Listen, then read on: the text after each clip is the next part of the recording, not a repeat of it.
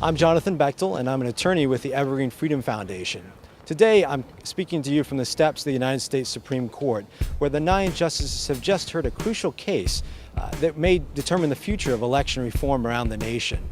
The case actually stems from an Indiana law passed in 2005 that requires voters to show a photo ID in order to cast a ballot. The law includes several alternatives for people who don't have a photo ID, such as providing one for free for them, or even alternatives like absentee balloting or going to the courthouse to sign an affidavit saying a person couldn't afford an ID or something of that measure.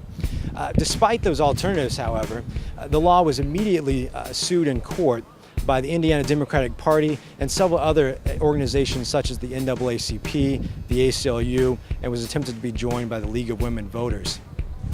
Their claim was that the law would actually burden people who didn't have a photo ID.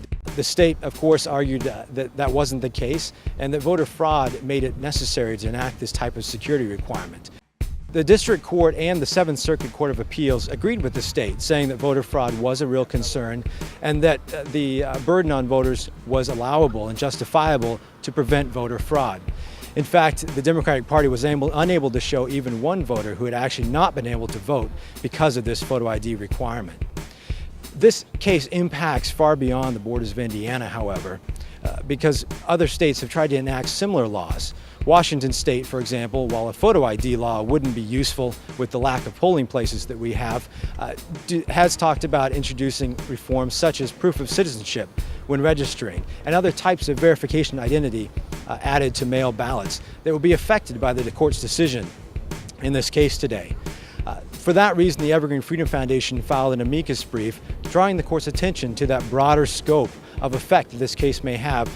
The justices did seem very concerned about the voter fraud issue, with Justice Breyer talking about how difficult it would be to figure out if someone was impersonating someone at the polls, and thus the need for a photo ID requirement. Justice Scalia also mentioned how likely voter fraud is to occur, and that this law seemed to be a reasonable protection against that type of voter fraud.